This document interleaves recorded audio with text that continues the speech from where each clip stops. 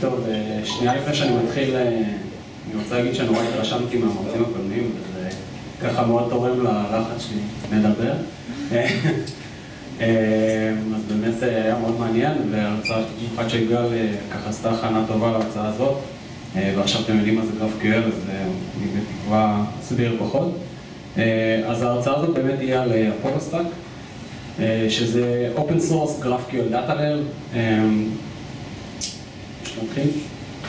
אז מי אני? אני דוד יהלומי, אני לקוח מרוצה של פריזמה, כמו שאתם יכולים לראות. אני פרילנסר, מפתח מובייל וווב,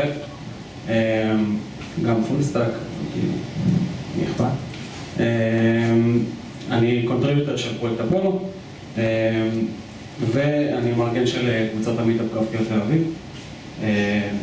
זהו, וכל המטרה של ההרצאה הזאת שתיכנסו לכאן ותעקבו אחריי, אז אני לא אקריא את זה. אז מה זה GraphQL? עשיתי ככה, לעשות את זה כמה שיותר מהיר, אז בעצם מתארים את המידע, מבקשים משהו, מקבלים תוצאה שהיא בדיוק מה שביקשת. זה מתוך האתר שלהם, GraphQL טוב, וזה מסביר די בקלות מה הדבר הזה עושה. ואיפה בעצם שמים את GraphQL? אז בדרך כלל, לא תמיד, כי הוא דוגמה אחרת. אז בעצם אנחנו שמים את GraphQL בין הקליינט שלנו לבין הדאטה פרוביידר, אוקיי? עכשיו דאטה פרוביידר יכול להיות כל דבר, הוא יכול להיות דאטאבייס, ווב סרוויס, אימייל קאש, REST API, קליינט קאש, כל דבר שאת תרצו, ראיתי גם מימוש הקבצים, פרויקט שנקרא גאצבי, וזהו פחות או יותר. אז בעצם בעולם שלנו, של React, בהקשר למה שאמרת, משתמשים ב-GraphQL בעיקר עם, זאת אומרת, יש שתי ספריות עיקריות שמשתמשים בהן ב-GraphQL. אז הראשונה זה Relay, זו ספרייה של פייסבוק, שקצת דפרקייטד כרגע, הם כותבים אותה מחדש. והספרייה השנייה היא אפולו, שזה בעצם סט של כלים, מיד נגיע לזה. אז קצת צ'יט שיט לקליינט, איך נראים הפעולות שאנחנו מוצאים בקליינט. הפעולה הראשונה זה query, ובעצם כמו שאתם יכולים לראות סינטקס כמה שיותר פשוט, עברנו את זה קודם אבל לא עבור שוב, מיוטיישן שפשוט נראה בדיוק באותו צורה כמו ש-query נראה, פשוט עם המילה מיוטיישן לפני, ובעצם גם במיוטיישן אנחנו מתשאלים את השרת תחזיר לי תשובה בצורה שאני רוצה לקבל אותה. מיוטיישן זה בעצם המקבילה ל-REST, אם המקבילים זה REST זה put או post או מה שתרצו, או delete, update. Subscription זה בעצם דרך ב-GraphQL לייצר real-time data, בעצם לקבל עדכונים מהשרת לכל מיני איבנטים שקרו, וגם על זה בעצם אנחנו יכולים לתשאל את השרת, תביא לי רק חלק מהאיבנט ולא את כולו. והדבר האחרון זה פרגמנט, שזה בעצם בשביל שלא נכתוב מחדש כל פעם, כל קולי שמשתמש ברייטינג את הדבר הזה, משתמשים בפרגמנט ואומרים שהוא יושב על, בעצם כאן אני מגדיר פרגמנט בשם רייטינג פופ-אפ שיש לו, שיושב על הטייפ רייטינג. זה יושב אפילו בזה? עושה כזה עצירה? לא, מורה. אז מה זה בעצם אפולו? אז אפולו זה סט כלים, אופן סורסי, זה בעצם GitHub Organization שנקרא אפולו סטאק, והוא מכיל בתוכו כמעט, אני חושב, זה 30 ריפוז, שכל אחד מהם נותן איזשהו כלי לעבודה עם GraphQL בכל מיני שפות, בעיקר JavaScript, מתחילים JavaScript ו-React כמובן. אז דבר ראשון ששווה להכיר זה GraphQL tag, זה בעצם תגית כזאת שמשתמשים בה, שאומרת שאפשר להשתמש בה בעצם לכתוב קוד JavaScript ולכתוב queries בתוך הקוד שלנו. דבר מגניב שהזכיר פה גל קודם, השימוש בתגית הזאת מאפשר לנו לכתוב לינטרים ופלאגינים על גבי באמצעות התגית הזאת, וזה בעצם מאפשר לנו לעשות גם השלמה אוטומטית, גם דוקומנטציה וגם ולידציה של ה-query בתוך ה-IDE, בעצם מקל מאוד על העבודה. דבר נוסף ששווה להכיר זה בעצם העטיפה של אפולו קליינט, שזה ה-core קליינט שנכתב אפולו, ל-React. אז בעצם React אפולו נותן לנו שתי דברים עיקריים. אפולו פרוביידר, שזה בדומה לפרוביידר של רידאקס, זה בעצם דרך לחבר את הקליינט של אפולו לכל מקום שנמצא בטרי, בקומפוננט טרי שלנו, וגרפיקל קונטיינר, שזה בעצם פשוט כמו קונקט בסופו של דבר, של רידאקס, מקבל איזשהו query ו-options אפשר להוסיף לו, ו-view component שאותו הוא עוטף בעצם. ובעצם הוא מייצר את ה-query, וברגע שה-query חוזר הוא מעביר אותו לתוך ה-view component. או presentation component. טוב, אז נראה רגע, זו דוגמה קטנה על קונטיינר, אז מה שאנחנו עושים כאן בעצם זה כותבים קודם כל את ה-query שלנו, מיד אחרי זה את ה-view, ואחרי זה מחברים בין ה-view ל-query באמצעות GraphQL, וזה האובייקט שאנחנו מייצאים מתוך הקונטיינר, מתוך הקובץ, מתוך המודיול. דבר נוסף מגניב ששווה להכיר זה Fragments. התמונה הזאת הגיעה מתוך המאמר של Thinking in React, למי שקרא. מה שהתמונה הזאת מתארת זה בעצם איך לוקחים פורם או איזשהו view ומחלקים אותו לקומפוננטס ב-React. אז כל בעצם סוג של בורדר כזה באיזשהו צבע הוא סוג שהוא קומפוננט בפני עצמו, ואפשר לראות שזה למשל ריוזר. אז הדבר המגניב בפרגמנטס בעצם זה שאפשר לכתוב queries ולהצמיד אותם, או יותר נכון חלקים מתוך ה-query, ולהצמיד אותם לתוך ה-view component הכי קטן. זאת אומרת, במקרה הזה יש לנו כאן product row, ונוכל להדביק אליו, נראה את זה, נוכל להדביק אליו פשוט את הפרגמנט, את הדאטה שהוא צריך, ולהעביר אותו לקונטיינר שלו שבעצם יבצע את ה-query. עוד דבר מגניב שזה נותן, זה בעצם מאפשר לנו לג'נרט פרופ טייפס ולפלטר בדאטה כדי שלא יהיה רי-רנדרים מיותר. אז דוגמה קטנה של פרגמנטס, לא כל כך קטנה. אז כאן אני מראה איך אני כותב פרודקט רו, שזה הדבר הזה. בעצם אני מגדיר כאן פרגמנט, מייצר פשוט קלאס של פרגמנט, וכותב בתוכו את הפרגמנט בסינטקס שראינו קודם.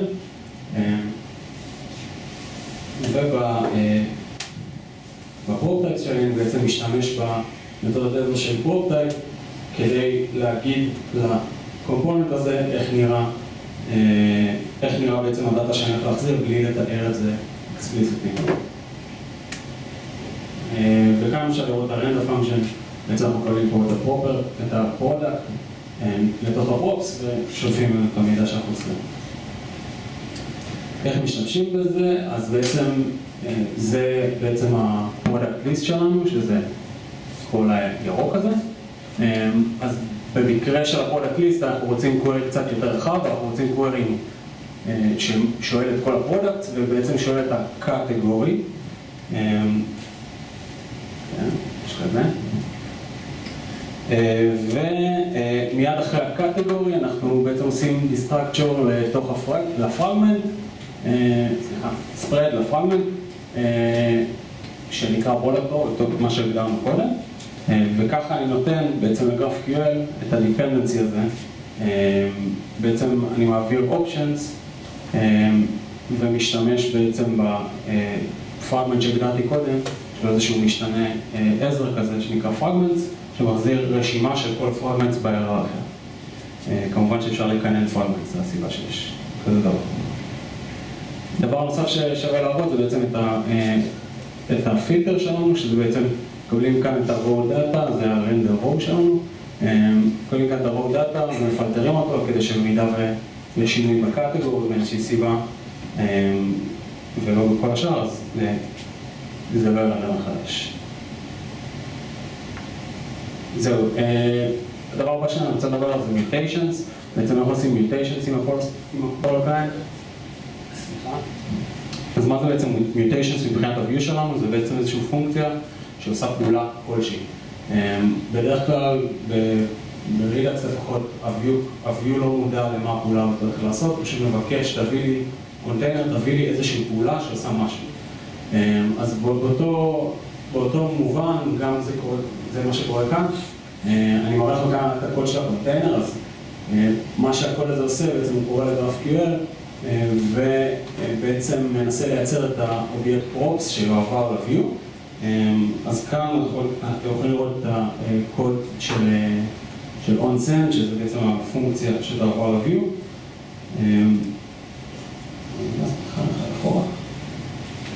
אז בעצם הדבר החשוב כאן זה בעצם הקריאה ל-mutate, אנחנו מקבלים אותו כאן, וזה בעצם איזושהי פונקציה שכבר binded עם ה-mutation שלנו, וכאן קוראים לה, ובעצם היא מחזירה איזשהו promise, ומחזירה את זה ל-view.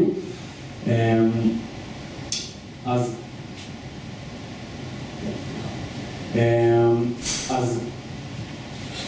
נמשיך. כן, זה mutate, הוא משתמש בעצם, סליחה, הוא מקבל variables, כי ה-mutation הספציפי הזה מקבל variables, כל mutation מקבל.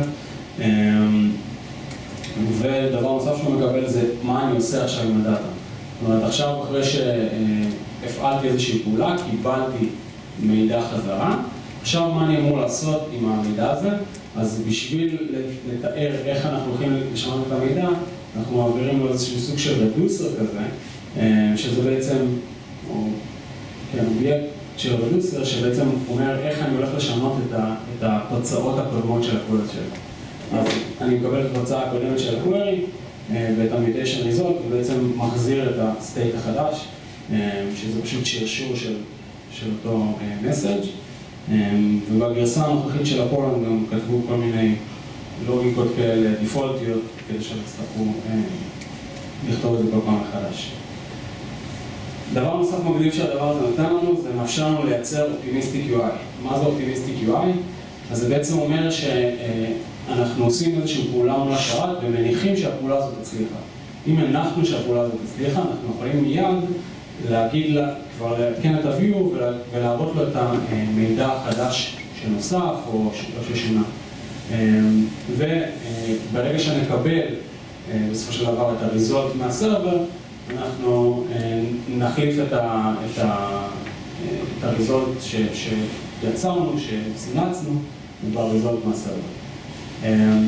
אז איך בעצם עושים את זה? אז בעצם פשוט מעבירים ל-mutate כאן, זה בדיוק אותו קונטיינר שהיינו קודם, פשוט העברתי פה ל-mutate, optimistic response, זה בעצם איזושהי סימולציה שעשיתי כאן לאיך התשובה מהסרבר אמורה לראות. כמובן שהקוד הזה לא חייב להישאר כאן, פשוט רציתי שזה יהיה במקום אחד. עוד יכולת מגניבה של אפולו, וזה ספציפית לאפולו, query batching. מה שזה בעצם אומר, זה אומר שאנחנו מייצרים איזשהו חלון זמן, בסדר? שבמהלך החלון זמן הזה, אם מתבצעות שתי queries או יותר, באותו חלון זמן, אנחנו שולחים לשרת את ה-query הזה בתור מערך. מה זה בעצם מאפשר לנו? זה מאפשר לנו אם יש לנו איזשהו render cycle של כמה קומפוננט, שכל קומפוננט יש לו query משלו, אנחנו יכולים לשלוח רק בקשה אחת קליינט ולקבל חזרה את התשובות במערך בדיוק כמו ששלחנו אותה. אז במקרה הזה סימולציה לאיך זה קורה. יש שתי queries, חלון זמן, ובעצם שולחים לשרת זה את A ו-B יחד. במקרה השני שלא נכנסנו בחלון זמן, זה עבר הלאה. אז זה איך שבעצם מייצרים את זה בקוד שלכם. בעצם מחליפים לאפולו קליינט, שלא יודע אנחנו מגדירים אותו, אבל זה פחות או יותר זה. מחליפים לאפולו קליינט את ה-Network Interface. אוקיי? זהו. אז דבר אחרון שאני רוצה לדבר עליו זה בעצם מה הדבר הזה בעצם מאפשר לנו. לדעתי הדבר הזה מאפשר לנו workflow קצת יותר טוב. אז מה שאני מציע זה בעצם קודם כל לעבוד GraphQL first. מה זה אומר? קודם כל תיקחו את הדיזיין של האפליקציה שלכם ותכתבו סכמה. איך כותבים סכמה? אז גל הראה לנו בעצם באמצעות ה-shorthand notation הזה. אגב, בדוגמה של פייסבוק הם לא מראים שכך כותבים סכמה. הם בהתחלה לפחות הם הראו שכותבים סכמה עם אובייקטים מיוחדים שלהם, זה ספציפית מג'אווסקריפט. הדבר הזה זה איזושהי שפה שהם המציאו לאחר מכן, ובעצם היא תהיה נכונה, לא משנה באיזה טכנולוגיה שתשתמשו בה, לא רק בג'אווסקריפט, זאת אומרת, אתם יכולים לשבת עם כל תוכניתן בקאנד שלא יהיה או לא, ולפתח יחד איתו את הסכמה הזאת, וזה בעצם יהיה הקונטרקט שלכם בתור מפתחי קליינט, בתור מפתחי פרונט-אנד אל מול הסרבר. זהו, את הדבר אפשר לכתוב בסטרינג, וכמובן אפשר לפצל למודולים. דבר נוסף, הדבר הבא שלדעתי צריך לעשות, זה בעצם להוסיף מוקים. ואפולו נותנים לנו לעשות את זה בצורה מאוד קלה. זה כל מה שצריך בשביל להוסיף מוקים לסכמה שלכם. לוקחים פשוט סכמה אובייקט, קוראים לפונקציה הזאת, ומה שקורה זה הוא משתמש בטייפים, בגלל שיש לנו בעצם היסטוריה טייפ סכימה, הוא פשוט מייצר לנו איזשהו איזשהו דאטה ומחזיר אותו לקליינט. אז מהשנייה הראשונה, שאיך שסיימתי לכתוב את הסכמה, כבר אתם יכולים לעבוד מול איזשהו שרת, וברגע שהתוכניתן בקאנד שלכם יחליט לממש חלק מהדברים האלה, פשוט יהיה לכם באמת דאטה אמיתי, ולא יהיה איזשהו כאבי אינטגרציה, או לפחות הרבה פחות. זהו, דבר נוסף שהייתי ממליץ לעשות זה לפתח components from the ground up.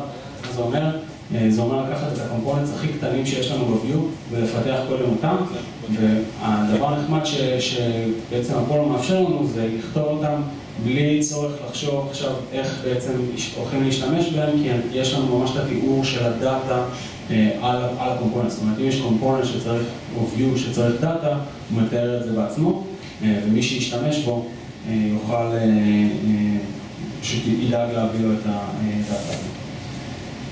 זהו, וכמובן תהנו, זה הכי חשוב. אז אם אתם רוצים עוד מאפולו, אז כמובן להיכנס לאתר דוקומנטציה שלהם, ויש להם גם בלוג שלא צריך אותה לשלום. תצטרפו לקבוצה של גרפיקה תל אביב, ותבואו למיטאפים, ותודה לדורון שהיה לי לדחוף את השורה הזאת.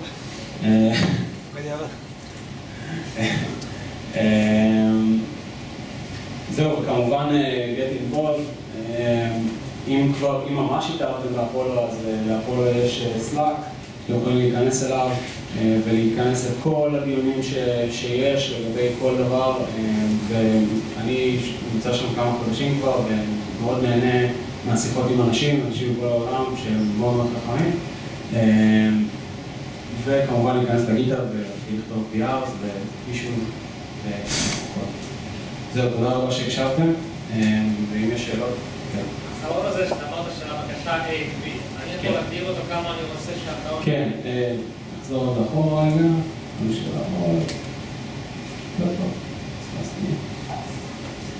שאיפה אני מצאתי הרבה. כן, אז כאן בעצם אני לומד את הבית של דבר. אתה יכול לקרוא שלך. גם שאלת דוקטורס, כן. אני יכול להשתמש בשני קליינטים, כאילו במקרים מסוימים לעשות באץ' ובמקרים מסוימים לא? או שאם הגדרתי באץ' זה תקף על כל הקריאות שלי? קונקטים שונים, קליינטים שונים. לא, שוב, אז כמובן באותה אפליקציה, חלק מהקריאות אני רוצה שהם יהיו בבאץ', חלק אני לא רוצה. נראה לי, אם אני זוכר נכון, אתה יכול להגדיר בקווירי שלך, יש פלאג שאתה יכול להגיד לו, אל תעשה לי בית של דבר הזה. אם אני יודע. אבל אם לא, אז אתה מוזמן לעשות את זה. כן. גם עכשיו וגם הקודם דיברו על כאילו שזה נורא קל בגרפיקה לבקש דאטה, פשוט היה מה שאתה רוצה. איך זה לספק את הדאטה? אם אתה צריך לכתוב את הדבר הזה? אני זוכר שהסתכלתי לפני, לא יודע, שנה או משהו, אז זה היה די קשה, הייתי צריך כזה לפרסם את הקווירי ולהבין מה צריך להחזר, וזה אומר... כן, האמת שכאילו קיבלתי את ההרצאה הזאת ספציפית לריאקט בתכלס, אבל זו שאלה מולה. באפולו זה ממש ממש קל, נראה רגע את הסכמה שוב, אתה בעצם כותב את הסכמה שלך ככה אתה כותב את הסכמה שלך ככה באיזשהו סטרים, ולספק לו בנפרד אובייקט שעל כל טייפ מגדיר פונקציה שיודעת להחזיר את הטייפ הזה. ואז אתה יכול לעשות מה שאתה רוצה, ספציפית, כן, לא ל-JavaScript, גם לא יודע להגיד. בדרך של פייתון, יש ספרייה שנקראת גרפין, ולדעתי גם יודעת לסנטז לך רזולברים מכל מיני דאטה סורסים. זה גם לא הופך ממש משהו. כן. אז בעצם בבקאנד זה סוג של סכמה שמשתמשים בה, יש סוג של רפר שיודע לאיזה ORM ספציפי לעשות איזה בקשה, כאילו זה אחרי שאני מתאר את הסכמה, זה כאילו הקטע בבקאנד. הפרונטנד ברור. אתה שואל אם בעצם GraphQL מחליף ORM? לא. ORM זה אדפטר לדאטאבייס. כן. אז בעצם בבקאנד יש לי, לפני ה-ORM זה סוג של שכבה שלו, יודעת סאב פרסור ל-GraphQL, ולפי ה-predefined type סכמה הוא יודע איך ליצור את הקווירי ואז בונה ל-ORM כאילו. אתה צריך לממש את זה. צריך לממש את זה. צריך לממש עבור כל טייפ, כמו שהוא מחזיר. עבור כל טייפ, אתה יודע מה אני אסף איפה לאסוף את זה. אז עובד ככה. עבור כל טייפ אתה צריך לממש ריזולבר, אבל בעיקרון אם לא הגדרת ריזולבר, ספציפית באפולו, מה שהוא יעשה זה בעצם ינסה להגיד, כאילו הוא מקבל איזשהו אובייקט, אבל מה קורה פה? בסופו של דבר עץ, אתה מקבל עץ שאיתה, ואתה מתחיל לעבור עליו, איך אני מספק את הרמה הראשונה, ואז הוא הולך ומוצא ריזולבר שמתאים לזה, ואז מנסה לספק את הרמה מתחת, אם זה מבנה מורכב. אז ככה זה פחות או טוב. אז מה שקורה זה שנגיד וקיבלת איזה שכאילו ריזולבר ברמה הראשונה שלך כבר החזיר אובייקט, אז שאר הריזולברים שלך אתה לא חייב לכתוב אותם. זאת אומרת, אם זה בדיוק אותו שם בין האובייקט שחזר לבין הפיד, שמוגדר בסכמה, אתה לא חייב לכתוב בעצמך את הריזולבר. אז זה לא באמת כאילו, זאת אומרת, אתה לא מסנטז שום דבר, אתה פשוט כאילו עושה find על אובייקט. אוקיי. זה גם בנוי ככה לדעתי, בשביל שאם הקליינט יותר מתקדם מהסרבר מבחינת גרסאות, אז אתה לא חייב לספק לו כל מה שהוא מבקש, אם אתה לא יודע איך. בעיקרון, אם הקליינט יותר מתקדם מהסרבר, זה אומר שכאילו, אם יש טייפ שאין לך בדרה בשבילו. דברים שהם לא נעלבים כאילו, אז בכל מקרה, שתקבל אירוע. אתה שתקבל אירוע בסדר? כן. אתה לא תדע לאחר. אבל זה תלוי בסכמה, כאילו איך שאתה ידע בסכמה. בעיקרון המצב ההפוך הוא יותר קומון, כי מה קורה GraphQL בעצם יצרו אותו בשביל, פייסבוק יצרו אותו בשביל שהם ניסו להתמודד עם הבעיה שלהם של מלא גרסאות באפליקציות מובייל שלהם. ואחת הבעיה שלהם. והיום הם בעצם תומכים באיזה 1,000 גרסאות אחורה, כי אנשים בעצם לא מתקנים את האפליקציות. רוב האנשים כאילו אין להם אוטו-אפדייט וכאלה. אז מה שקורה, מה שיותר כאילו שכיח זה בעצם שהקליינט הוא לא מותקן, זאת אומרת, הוא לא מכיר את אחד השדות, ואז במקרים של רסט וכאלה, אז היית מקבל דאטה שאתה לא יודע להתמודד איתו. או שידעת לא להשתמש בו, או שכאילו נשבר אותה. במקרה הזה, כל עוד אתה מוסיף שדות, הכל בסדר, כל עוד אתה מוסיף, כאילו, וזה אחד אגב המצות שלי בעיה במקרה הזה, שהשמות שאתם נותנים לשדות שלכם בסכמה הם מאוד מאוד חשובים מהשנייה הראשונה. מהסיבה, כאילו, תנסו אותם כמה שיותר ספציפיים, למשל לגבי טייפ או ספציפית בזה לא, אבל ניתן דוגמה למשל, אם אתם נותנים זמן, אז תגידו באיזה יחידת זמן. כדי שאם אי פעם תרצו לשנות את זה, זה לא ישבור.